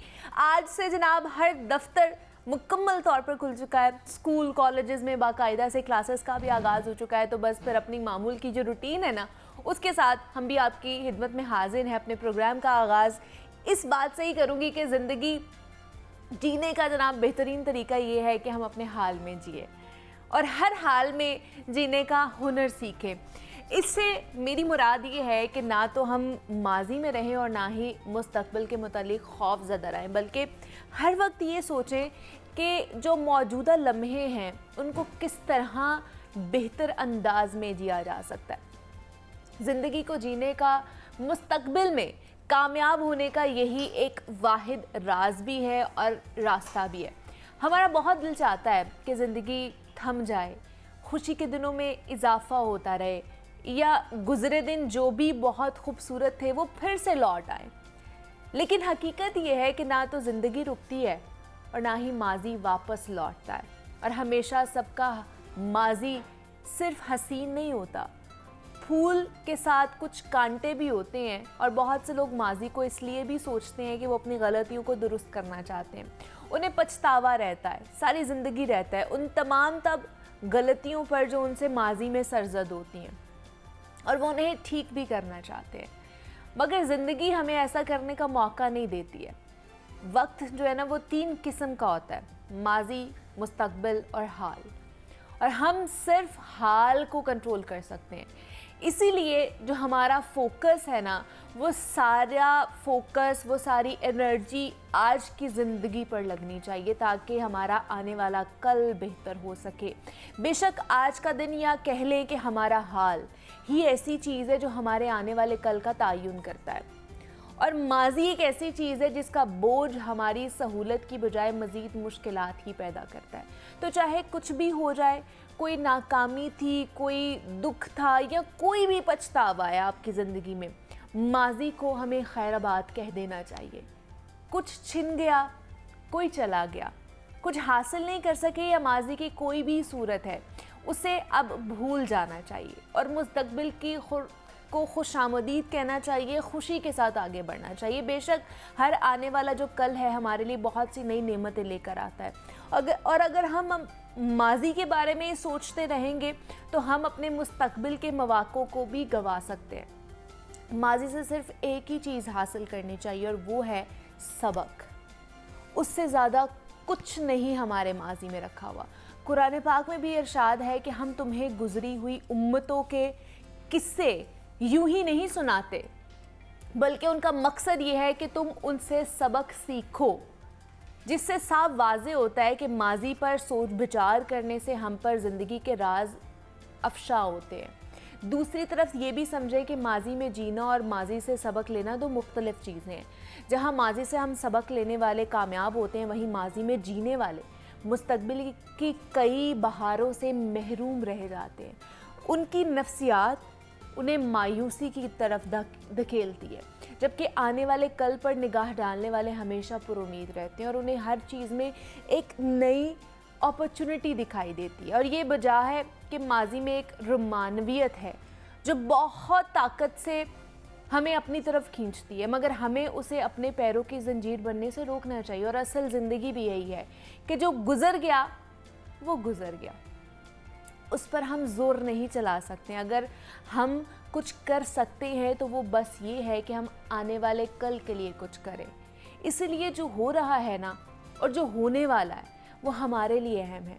हमें फ़िक्र भी उसी की करनी चाहिए कि कल क्या होगा, इसका जवाब तो किसी के पास भी नहीं है। हमें ये तक नहीं पता कि जब मेरा शो ख़त्म होगा और उसके बाद मैं क्या करूँगी, मुझे ये भी नहीं पता कि अगले मिनट मेरे साथ क्या होगा, ये आप लोग को भी नहीं पता। लेकिन ये कंफर्म ज़रूर है कि कल जो भी होगा वो हमारे आज के फ़ैसलों की बुनियाद पर ही होगा। तो बस अच्छी तदबीर इख्तियार करनी चाहिए हमें अपनी ज़िंदगी में, आने वाले मौक़े पर गौर करना चाहिए और मुस्बत तरीके से ना अपनी चीज़ों को लेकर चलते रहना चाहिए। बेहतरीन तरीका यही है कि अपने हाल में जिए, अपने प्रेजेंट को जिए, ना माजी पर मातम करो, ना ही मुस्तकबिल के मुतालिक खौफज़दा हों, अपने अंदर एक खौफ डेवलप करें। यकीनन हाल ही सब कुछ है, अपने अंदर हौसला पैदा करें और हाल से नज़रें चुराए बग़ैर उसका सामना करें। मेरी और आपकी ज़िंदगी की जो वाहिद दौलत है ना, वो हाल ही है, इसी को ज़िंदगी का महवर होना चाहिए। और खलील जिब्रान का एक बड़ा अच्छा कॉल है, कहते हैं कि पीछे मुड़कर ना देखो क्योंकि माजी राख का ढेर है, पाँव मजबूत रखो क्योंकि हाल समंदर की रेत है, जो लम्हा बा लम्हा सिरक रहा है, और अपनी आंखें खुली रखो क्योंकि मुस्तकबिल तारीख खला है। बड़ी खूबसूरत ये कोट थी और मुझे लगा कि ज़रूर आपके साथ भी शेयर करनी चाहिए। तो आज हमने बात की है कि जनाब अपने माजी को खैराबाद कहकर अपने हाल में किस तरह जीना है, खुशी के साथ जीना है, ताकि आपका जो मुस्तकबिल है ना वो अच्छे तरीके से आप गुजार सके। तो उम्मीद करते हैं कि आज जिस तरह नया सूरज निकला है, नया दिन है, नए हफ्ते का आगाज़ हम कर रहे हैं, और इसी उम्मीद के साथ आपकी ज़िंदगियों का आगाज़ भी हो अच्छा।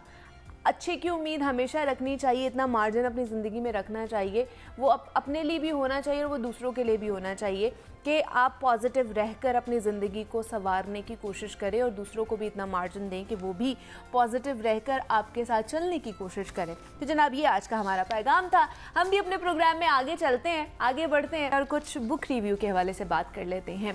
रमज़ान में चूँकि रमज़ान का सिलसिला था, हम रमज़ान ट्रांसमिशन कर रहे थे, तो उसमें प्रोफेसर अहमद हमाद साहब हमारे साथ मौजूद होते थे, लेकिन वो हमें क़ससुल अंबिया के हवाले से बता रहे होते थे। उसमें जो हमारे अंबिया गुजरे हैं उनके वाक़यात, उनकी जितनी भी ज़िंदगी के हवाले से चीज़ें थी वो बता रहे होते हैं। अब दोबारा से हम अपने पैटर्न पर आ चुके हैं, तो वो आज कौन सी बुक के साथ हमारा तारुफ़ करवाने वाले हैं, उसका रिव्यू करने वाले हैं, तो उन्हीं की तरफ चलते हैं। जी प्रोफेसर साहब बताइए। शुक्रिया मुनीबा। चश्म हो तो रुखे इरफान खुदा मिलता है, दीदवर रुतबाए एजाज से जा मिलता है, मिलती है उसकी शबाहत तेरी दोशीज़गी से, सूखे जंगल में अगर पेड़ हरा मिलता है। क्या अच्छा शेर है। वो जो मिलता नहीं दुनिया में दोबारा हमको, रंज करते हैं मगर रंज से क्या मिलता है, दिल के आलम में मोहब्बत की नहीं कोई कमी, दिल के आलम में मोहब्बत की नहीं कोई कमी, जब भी देखो ये ख़जाने से भरा मिलता है, एक दुनिया से अलग हो चुके होते हैं ज़फ़र, एक दुनिया से अलग हो चुके होते हैं सफ़र, जाके सजदे में जिन्हें तेरा पता मिलता है। ये ज़फ़र से तो आपको शायद ये शक पड़े कि ज़फ़र हमारे यहाँ बहुत नामवर शुअराए कराम हैं, जिसमें बहादुर शाह ज़फ़र भी हैं, ज़फ़र इकबाल भी हैं, ओ साबिर ज़फ़र भी हैं। तो मेरे हाथ में जो किताब है वो आज के सबसे शानदार जो शायर हैं वो इस नाम से जो बहुत मशहूर हैं वो हैं एक लहर की छागल के साबिर ज़फ़र। इसको दस्तावेज़ मतबूआत ने शाया किया है, और मैं सबसे अच्छा इसलिए कहता हूँ कि इनकी जो तख्लीकी क़ुव्वत है वो आप इससे अंदाज़ा कर लें कि ये मजमुआ इनका पहला, दूसरा, 7वां, 8वां, 27वां, 37वां नहीं है, बल्कि 47वां है। Yes, 47th। और इतनी भरपूर इसमें तख्लीकी क़ुव्वत, वफूर है इसमें तख्लीकी क़ुव्वत का। मैं हैरान होता हूँ देख देख के, पढ़ पढ़ के। और जब मैं ये पढ़ रहा था तो मैं एक नतीजे पे पहुँचा कि ये किताब जैसे होता है ना लॉर्ड ऑफ लॉर्ड्स, ऐसे ही पोएट ऑफ पोएट्स होते हैं, शायर शुआरा। तो साबिर ज़फ़र साहब इस वक्त अगर हम ये कहें कि ये शायर शुआरा हैं तो ये बात गलत ना होगी। इनके क्राफ्ट पर आप बिल्कुल बात कर सकते हैं। ज़ाहिर है क्राफ्ट जो है वो उस पर बहुत सारे लोग बात कर सकते, गालिब पे भी बात हुई, इकबाल पे भी बात हुई, होती है क्राफ्ट पे। लेकिन इनकी जो तख्लीकी क़ुव्वत है, जिसको बरगसां जो है वो इलान विताल बोलता है, उसके बारे में क्या ख्याल है। साबिर ज़फ़र साहब ने बहुत मशहूर गीत भी लिखे, सैयो नी चैन एक पल नहीं, आपको याद होगा। इस तरह के बड़े मारूफ जो है ना वो गीत लिखे। अच्छा, मैं ये अर्ज़ कर रहा था कि ये शायर शुआरा हैं और शायरों को ये किताब ज़्यादा अच्छी लगेगी बनिस्बत एक आम कारी के। आम कारी के लिए भी बहुत, जैसे मैंने गज़ल जो शुरू में पढ़ी है वो एक आम कारी के लिए भी उतनी ही कशिश रखती है जितनी एक शायर के लिए। लेकिन शायर क्यों इसको ज़्यादा तवज्जो से पढ़ें वो मैं अर्ज़ करता हूँ। उसकी बुनियादी दो वजूहात है बुनियादी तौर पर। एक वजह तो ये है कि 47वें मजमूए में भी इनकी जो तख्लीकी क़ुव्वत है वो एक ठाठे मारता हुआ समंदर है। ये बड़ी बात है। तो आप लिखते चले जाएँ जब तक अल्लाह ने आपको हिम्मत ताकत दे रखी है, आपके हाथ में कुव्वत है और आपका जहन सोच सकता है तो लिखते चले जाएं। यही बात मैंने अहमद अदीम कासमी साहब हमारे बुज़ुर्ग थे उस वक़्त, हम ज़ाहिर है वो जो बॉयज़ थे, टीनेजर्स थे, जब वो लिख रहे थे तो वो लिखते चले जा रहे थे अफसाने, गज़लें और कॉलम्स, हैरान कुन आदमी थे। इसी तरह ये भी अपने तख्लीकी कुव्वत के अपने अरूज पे हैं आज भी, जबकि ये अपने 70s में गालिबन या 80s में है, मुझे कंफर्म नहीं है। एक वजह तो ये है। दूसरी एक इम्पॉर्टेंट वजह कि शायरों को ये किताब क्यों पढ़नी चाहिए वो ये है कि इसमें गैर मुस्तमल बहूर का इस्तेमाल किया गया है। ऐसी बहरें जो आम तौर पे हम जो शायर लोग हैं वो इस्तेमाल नहीं करते। कहा यही जाता है कि तकरीबन 30 बहरें हैं जो इब्न खलील ने इजाद की थी, उसमें से 4 या 5 ही मुस्तामल हैं और हम ज़्यादातर शायरी जो है वो उसी में करते हैं। मैक्सिमम आप 10 समझ लीजिए कि जिसमें बहुत ज़्यादा छलांग लगाई तो आप अगली जो 7, 8, 9, 10 उस पर पहुँच जाते हैं। लेकिन साबिर साहब ने क्या किया कि गैर मुस्तामल बहूर का तजुर्बा किया इसमें। अच्छा, मैंने उनको फ़ोन करके पूछा, मैंने कहा सर ये तो हमारी ज़ुबान पे नहीं आ रही, यानी हमारी इसकी ट्रेनिंग नहीं है इस बहर में शायरी पढ़ने की, तो क्या वजह है कि आपने ये वाला काम किया? एक बात। दूसरी बात ये भी बता दीजिए कि ये कौन सी बहर है? तो उन्होंने फरमाया कि गुलों में रंग भरे बाद नौ बहार चले, ये जिस बहर में है इसमें से एक रुकन कम कर दें तो वो वाली बहर मेरी इस किताब में आपको मिलेगी। तो मैंने कहा कि सर इसका तो आपने रिस्क लिया है, आम कारी जो है ना वो याद नहीं कर सकेगा, ज़ुबान ज़दे आम नहीं होंगे शेर। तो उनका यही फरमाना कि कोई बात नहीं, लिखने वाला जो है वो ये सोच के थोड़ी लिखता है कि मेरा कारी कौन है, लिखत जो है वो अपना कारी खुद पैदा करती है। तो बहुत शानदार किताब है ये, आप पढ़ेंगे आपको हैरत होगी, खुशी होगी। एक जाते जाते ख़ास बात कि बलूचिस्तान के बाज़ इलाकों के नाम बाकायदा इन्होंने अपनी। प्रोफेसर अहमद हमाद साहब हमारे साथ मौजूद है। प्रोफेसर साहब बहुत शुक्रिया आपका। यहाँ पे एक छोटी सी ब्रेक लेते हैं और मिलते हैं इस ब्रेक के बाद।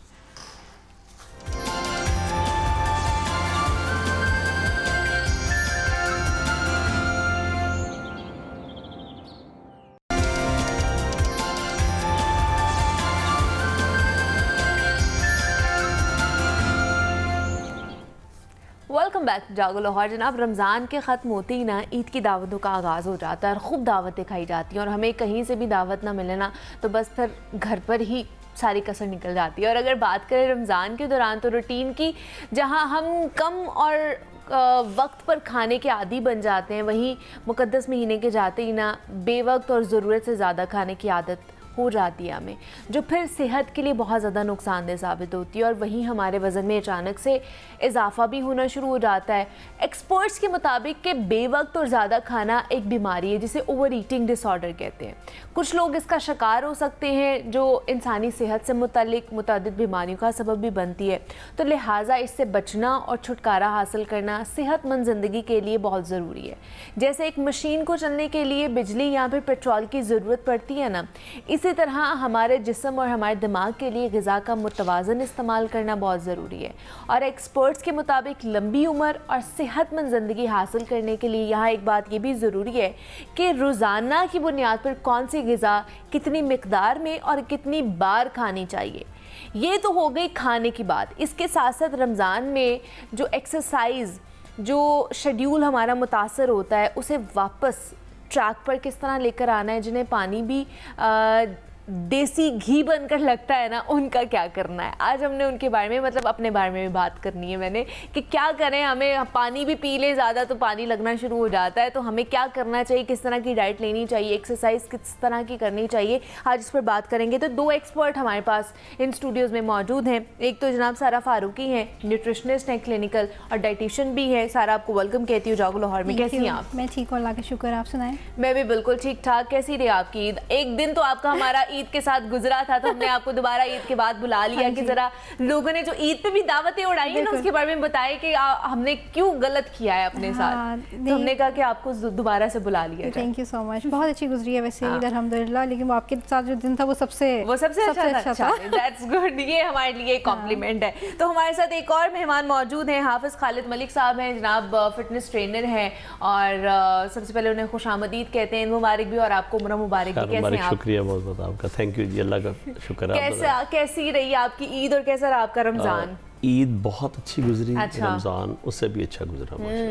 रमजान आपका मेरे ख्याल से आखिरी इशरा बता रहे थे आपका, उधर जी बिल्कुल, उम्रे भी गुजरा माशाल्लाह, बड़ी अच्छी ये। और ऊपर से मतलब उम्रा करने गए, अल्लाह के घर गए, और वो भी रमज़ान में गए और आखिरी अशरे में गए। क्या बात है, माशाल्लाह माशाल्लाह।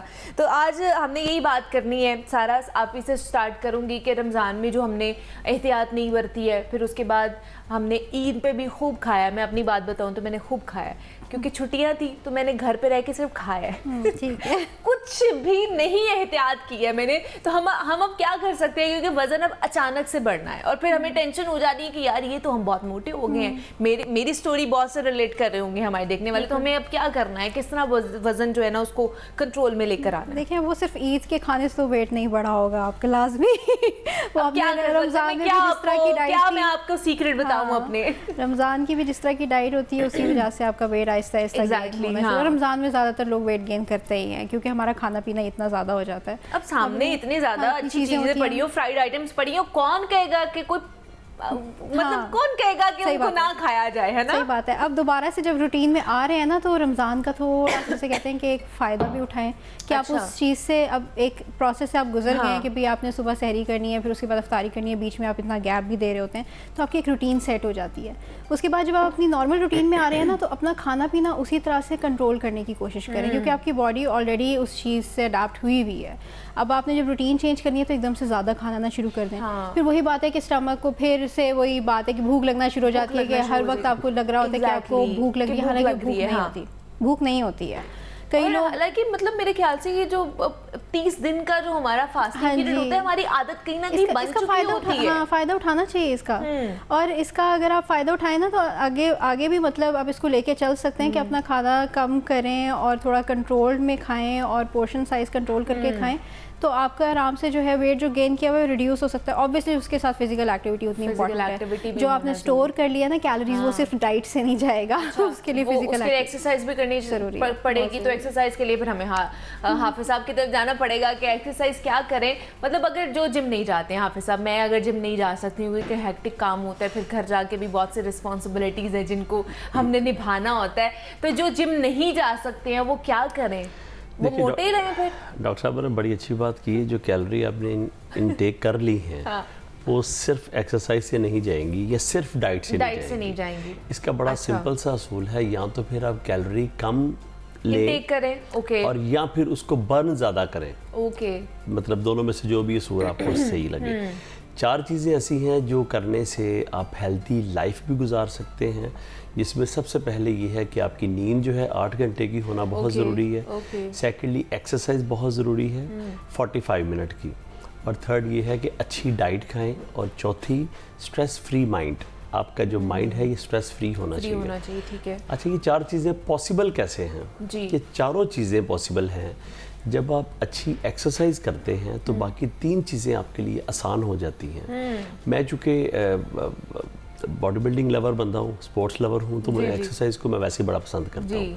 देखिए ना मुनीबा, जैसे हम सुबह नहाना नहीं भूलते, वॉशरूम जाना नहीं भूलते, ब्रश करना नहीं भूलते, फिर हम एक्सरसाइज करना क्यों भूलते हैं? मुझे ये समझ नहीं आती। पता नहीं उसकी आदत नहीं बनती है, आई डोंट नो क्यों। जितना मर्जी कोशिश कर ले हाफिज साहब, नहीं हो पाती है डेवलप। एक दिन आईसीयू में लेट के देखें, आपने उठ के साथ पता है कहना, या अल्लाह मैं कल से जिम जरूर जाऊंगी, आपकी मेहरबानी मुझे अभी उठा दे एक दफा। तो जब आप उठ जाएंगी ना, फिर उसके बाद आप एक्सरसाइज करेंगे। डायरेक्ट आईसीयू में भेज दिया हाफिज साहब, कोई छोटी बीमारी कराए आईसीयू में ही आपने दाखिल करा दिया। छोटी बीमारी वाला काम नहीं है हमारा, एक्सेप्शनल केस है ये, यकीन माने। मैं क्या के साथ बंदे को यार कोई बंदा अंडरस्टैंड। मैं कहता हूँ कि अगर आपने अपनी जिंदगी को खूबसूरत बनाना है, अच्छा, तो जिम की आदत अपना लें अपनी लाइफ में, आप हमेशा फिट रहेंगे। जितना कम खाएंगे उतना हेल्दी लाइफ गुजारेंगे। बिल्कुल ऐसे ही, ट्रू। तो जहाँ तक बात आती है कि आप अब आफ्टर रमज़ान मतलब हम वेट रिड्यूस कैसे करें? हाँ जी, देखिए माहिर ग़िज़ायात बैठी है हमारे साथ, डाइट तो वो आप बताएंगे। जी, डाइट तो वो बताएंगे, आपने एक्सरसाइज बतानी है। मैं, हाँ जी, सबसे अच्छी बेस्ट एक्सरसाइज है कार्डियो। ठीक। कार्डियो 45 मिनट की अगर आपकी लाइफ में है तो आप हैप्पी लाइफ गुजार रहे हैं। अच्छा, कार्डियो में अब क्या ट्रेडमिल करें? लोग क्या करते हैं, लोग ये करते हैं कि जस्ट वेट एक्सरसाइज करके, वेट लिफ्ट करके, स्ट्रेंथ ट्रेनिंग करके समझते हैं कि हमारी ट्रेनिंग कंप्लीट हो गई है।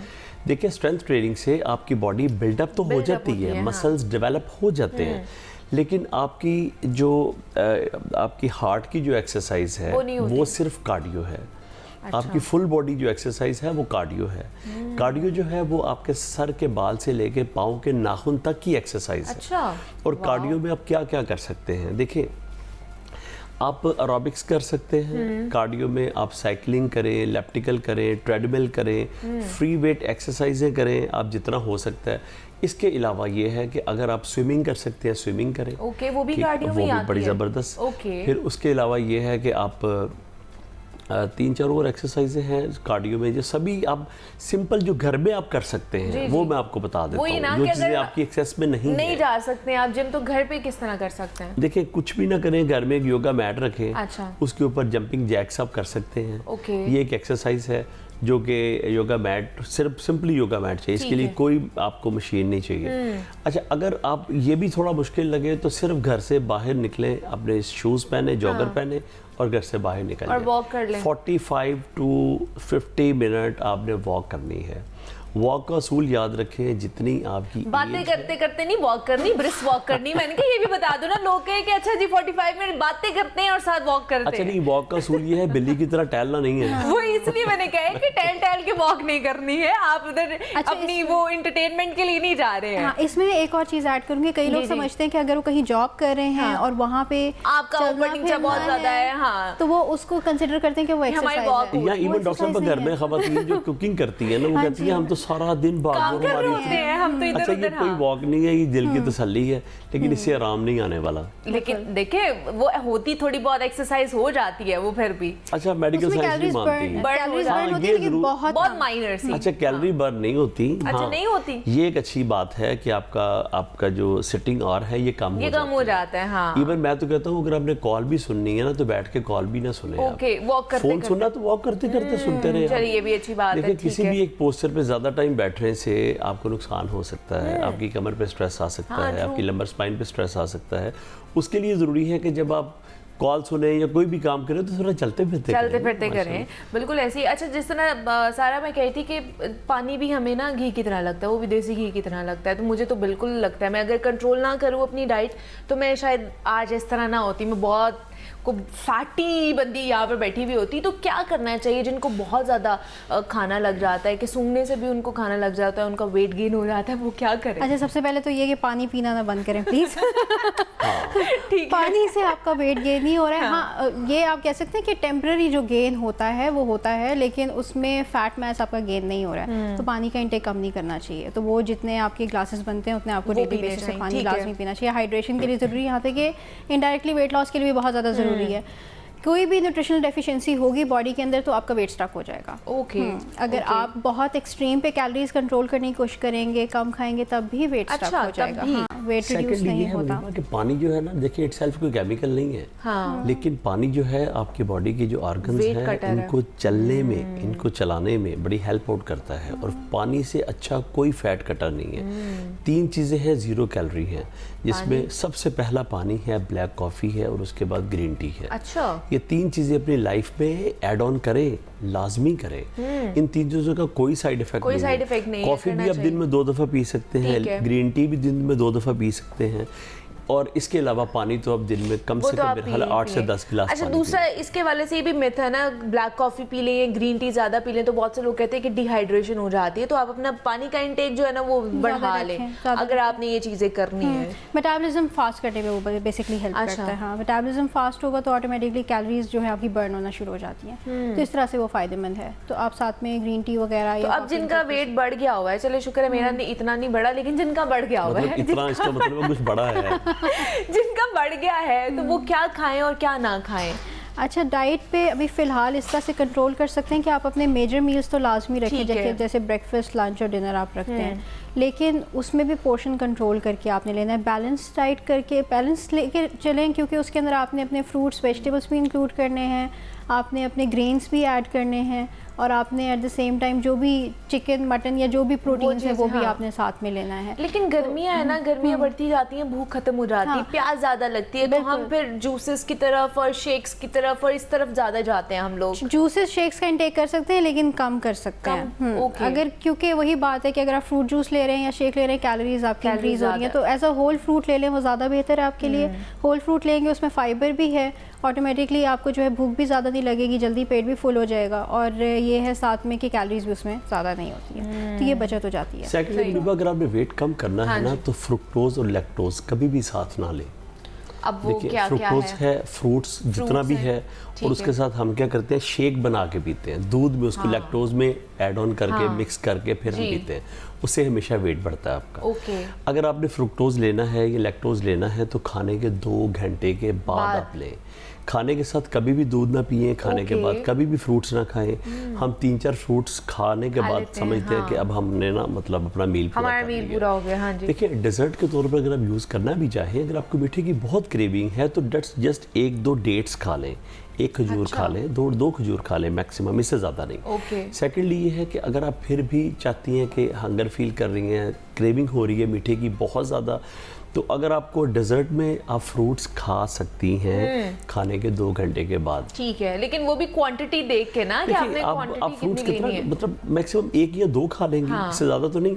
लेकिन जब हम जूस पीते हैं तो 4 से 5-6 फ्रूट्स होते हैं जिनके हम जूस निकाल के पीते हैं, और हम जस्ट 1 गिलास जूस का पीने के बाद हम बड़ा हेल्दी फील करते हैं, लेकिन हमारे लिए वो हेल्दी बिल्कुल इसलिए नहीं होता कि जूस जो है वो डायरेक्ट आपको ग्लूकोज आपकी बॉडी में बनाता है, उसका कोई फ़ायदा नहीं है। उससे पानी पी ले वो ज़्यादा अच्छा है। तो फ्रूट्स जो है वो खाए, उसके अंदर फाइबर होता है। फ्रूट्स जो है आपकी गट हेल्थ को बहुत इंप्रूव करता है। हाँ, वो आपके लिए जिन लोगों को कॉन्स्टिपेशन का प्रॉब्लम है वो लोग फ्रूट्स खाएं, फ्रूट्स का फाइबर लें, उनके कॉन्स्टिपेशन का प्रॉब्लम भी हल हो जाएगा। तो वो अच्छा है। अच्छा, दूसरा सबसे पहले मतलब हमने इस पे पहले भी बड़ी सारा बात की है, लेकिन दोबारा से बात करना चाहूँगी कि जब भी वेट लॉस की बात आती है ना, तो लोग कहते हैं जी आप अपने डाइट से मीठा निकाल दें, शुगर निकाल दें और सॉल्ट निकाल दें, तो आपका वेट जो है ना वो कंट्रोल भी रहेगा और कम भी होगा। वाकई ऐसा होता है? अच्छा, आप टोटली नहीं निकाल सकते क्योंकि कार्बोहाइड्रेट्स इटसेल्फ इज शुगर, ठीक है? नहीं, मतलब जो हम चीनी और जो नमक यूज करते हैं, सिर्फ वो मीठी चीजें तो एक अलग चीज है। सिर्फ हम कहते हैं जी अच्छा चाय में अगर चीनी पड़ती है तो उसको निकाल दो, किसी और में चीनी पड़ती है, नमक पड़ता है, शुगर की आप बात करिए, उसको हम निकाल देते हैं। हाँ, वो हम लोग अगर माइनस कर देते हैं अपनी डाइट से तो काफी हद तक आपका वेट जो है कंट्रोल। सिर्फ वेट सिर्फ नहीं, आपकी ओवरऑल हेल्थ बहुत ज्यादा इंप्रूव हो जाती है। कई लोगों को जिनको एक्ने का इशू है या जिनके बाल बहुत ड्राई होते हैं, अगर अपनी लाइफ से वो ये मीठा हटा दें, ख़त्म कर दें, तो ऑटोमेटिकली आपकी स्किन बहुत अच्छी होना शुरू हो जाती है। आप खुद ही नोटिस करेंगे विद इन अ मंथ और 2 आपकी देखिए मुनीबा, आज हम मीठे को नहीं छोड़ रहे ना, कल मीठा हमें नहीं छोड़ेगा। ट्रू। और सिर्फ 20 डेज मीठा बंद करके देखें, सबसे पहले आपकी स्किन ग्लो करने लगे। वाह जी वाह। एक्नी, रिंकल्स, ये सारी प्रॉब्लम्स जो हैं ये मीठे की वजह से है। ओके। हम बड़े शौक से पीते हैं मीठा, फौरी आपको एनर्जी जरूर देता है, आप फील करते हैं मीठा लेने। बिल्कुल ऐसा ही है। मीठे की ऐसी क्रेविंग है, ऐसा नशा है, दुनिया के तमाम नशों से ज्यादा मीठे का नशा। बिल्कुल ऐसे है। मैं खुद नहीं बगैर चीनी के चाय पी सकती हूँ, मैं किसी को क्या बोलूं, मैं खुद नहीं पी सकती। रिड्यूस कर सकते हैं, उसको हम अल्टरनेट बहुत अच्छा है। एक साथ नहीं कर सकते हैं हम। अगर तो आप मीठे के बगैर पीना पसंद करें और आपको आदत हो जाए तो इससे अच्छी कोई आदत नहीं। अच्छा नहीं है। अदरवाइज जो लोग मीठा नहीं छोड़ सकते भी, उनके लिए भी तो चाय है, उनके लिए भी तो दूध है, वो फिर वो स्टीविया यूज कर लें, स्टीविया यूज कर लें। हाँ, प्लांट बेस्ड वो स्वीटनर है, वो उसका कोई नुकसान नहीं है, 0 कैलोरी है उसमें। हाँ, तो वो आप यूज कर सकते हैं, तो वो बेहतर है आपके लिए। चलिए, अच्छा, लेकिन कहते हैं कि हमारी बॉडी में कहीं ना कहीं सॉल्ट की भी जरूरत होती है ना, हम उसको बिल्कुल ही एलिमिनेट नहीं कर सकते। वो तो आपको चाहिए अपनी लाइफ में, थोड़ा सा तो ऐड लाजमी करना ही होता है हर चीज़ में ही, तो लेकिन उसकी क्वांटिटी इंक्रीज़ ना करें, क्योंकि ऑब्वियसली आगे जाके फिर उसके हेल्थ इश्यूज बहुत ज़्यादा, हाइपरटेंशन जो है कॉज हो सकती है। ठीक है। तो उससे बचने के लिए, खासतौर पे अगर आपकी फैमिली में रन करता है तो इससे बचने के लिए ज़रूरी है कि आप अपना जो है ना सॉल्ट इंटेक प्लीज़ कंट्रोल करें। आप सॉल्ट बंद करके देखें, आपको गुस्सा आना शुरू हो जाएगा, आप काटने को दौड़ेंगे हर इंसान को। अच्छा। वजह यह है कि सॉल्ट आपकी बॉडी के अंदर से जहर को ख़त्म करता है इंसानी, और सॉल्ट बड़ा अहम है, ये ज़रूर लें, लेकिन बहुत मुनासिब सी मकदार में। मतलब उसकी भी क्वांटिटी जो है ना, जायका या आपकी तबीयत को जितना सूट करे, मतलब जितना अगर खाने में है उतना ही होना चाहिए। जो एक्स्ट्रा हम लोग टेबल सॉल्ट यूज करते हैं, नेचुरल, देखिए नेचुरल फूड्स में सोडियम क्लोराइड ऑलरेडी मौजूद है, और अगर वो सॉल्ट से भी आप ले रहे हैं और वो एक्सेसिव ले रहे हैं, खासतौर पे जैसे सालन बन के आपकी प्लेट में आ चुका है, उसके ऊपर भी से भी आप भी डाल रहे हैं, हाँ, वो बहुत बड़ी जो है ना, वो आपके नुकसान। अच्छा, फिर उसका ज़्यादा नुकसान नहीं है, बस ये है कि आप जल्दी पेशेंट हो जाएंगे इंशाल्लाह। आपने आज हमें कोई ना कोई बीमारी करा के जानी हाफिज साहब, आप कह रहे हैं कि हम लोग कोई खुशी ना देख सके, कोई सुकून वाली जिंदगी ना जी सके, लेकिन फिर भी जो भी कह रहे हैं कि हकीकत ही है कि जितना हम अगर शुगर ज़्यादा इंटेक करेंगे, सॉल्ट ज़्यादा खाएंगे या इतदाली करेंगे तो उसका हमारी सेहत पर ही नुकसान होने वाला है। तो हमारे साथ हाफिज साहब मौजूद थे, हाफिज खालिद मलिक साहब, और उसके साथ सारा फारूकी हमारे साथ मौजूद थी। लेकिन जाते जाते फिर भी आप लोगों से मैं खासतौर पर पैगाम देना चाहूँगी, जो देखने वाले, मैं तो उन्हें डरा दिया, आपने भी उन्हें बार बार डरा दिया, लेकिन डरते नहीं है लोग। डंडा जब तक ना पकड़ा जाए, हमारी आवाम डरने वाली नहीं है। तो लास्ट पे क्या पैगाम देना चाहेंगे? सबसे पहले तो ये है कि इंसान जब बीमार होता है ना, तभी उसको एहसास होता है कि सेहत कितनी ज़्यादा इंपॉर्टेंट है। और मैंने ऐसे लोग देखे हैं, और बड़ा ही उस वक्त आप उस चीज़ से बाहर नहीं जा सकते। फॉर एग्जाम्पल अगर किसी को बीमारी होगी ना, डायबिटीज़ फॉर एग्जाम्पल हो गया, आप उससे बाहर नहीं जा सकते, फिर आप मैनेज ही करते हो सारी ज़िंदगी। तो इसलिए बेहतर है कि अभी से अपनी जो है डाइट पे कंट्रोल रखें, अपनी हेल्थ पे कंट्रोल अभी से कर लें, ताकि आगे जाके इस तरह की कोई प्रॉब्लम ना हो। क्वालिटी ऑफ लाइफ इंप्रूव करना ज़रूरी है, क्योंकि ज़िंदगी मौत तो अल्लाह के हाथ में, लेकिन क्वालिटी ऑफ लाइफ आपके हाथ में। आप उसे दो चीज़ें मैं ऐड ऑन करना चाहूँगा। जी ज़रूर। अब ये नहीं कहना आईसीयू में हमें नहीं पहुँचाना, बहुत हम डर गए हैं। देखिए, सबसे पहले ये है कि अपने पाँव गर्म रखें और दिमाग ठंडा रखें। अच्छा, अब ये कैसे करना है? अब हमने देखिए, पाँव गर्म होंगे वॉक करने से, एक्सरसाइज करने से। दिमाग ठंडा होगा जब आप स्ट्रेस फ्री रहेंगे, गुस्सा नहीं करेंगे, तो आपका दिमाग ठंडा रहेगा। हाँ, मतलब वॉक करेंगे तो आपको स्ट्रेस भी नहीं होगा। सेकेंडली, एक बात याद रखें, जो लोग खुद पर खर्च करते हैं, आने वाले वक्त में लोग उनको गूगल पे सर्च करते हैं। हाँ, क्या बात है, वाह जी वाह। आज तो हाफिज साहब कुछ अलग ही जोन में लग रहे हैं, आज बहुत इंटेंस बातें हो रही है। क्या बात है जी, थैंक यू सो मच हाफिज साहब, आपका भी कि आप यहाँ पर आए, सारा आपका भी बहुत शुक्रिया कि आप भी यहाँ पर आई, और जो हमने बातें की है जनाब, उसके ऊपर जरूर अमल दरामद आपने करना है। यहाँ पे एक छोटी सी ब्रेक लेते हैं और मिलते हैं इस ब्रेक के बाद।